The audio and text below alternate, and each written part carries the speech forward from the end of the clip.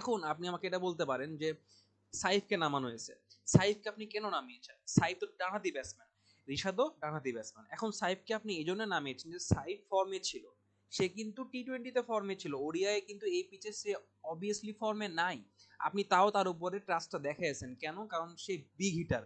আপনার তো big hitter Rishad হোসেনও, তাই না? আপনারই তো এই ম্যাচে রিশাদ হোসেন আপনাকে প্রুফ করে দিয়েছে এরকম ডাল অ্যান্ড ধান ক্ষেত পাট ক্ষেত উইকেটে রিশাদ হোসেন আপনাকে দেখাই দিয়েছে যে সে 3-6 3-4 মানে তার স্ট্রাইক রেট সব থেকে ভালো। সে যদি 2 ম্যাচে কিন্তু ফার্স্ট ওডিআইও সেকেন্ড ওডিআইও রিশাদ হোসেন যে ক্যামিওটা খেলেছে, সে ক্যামিওর জন্য বাংলাদেশ ব্যাটিংয়ে, বিশেষ করে ব্যাটিংয়ে তার এই ক্যামিওর জন্য বাংলাদেশ উইন হয়েছে। এবং আপনাকে এটা বুঝতে হবে রিশাদ হোসেন বোলিংও ফর্মে আছে, ব্যাটিংও ফর্মে আছে, আর বডি ল্যাঙ্গুয়েজ অন্যরকম।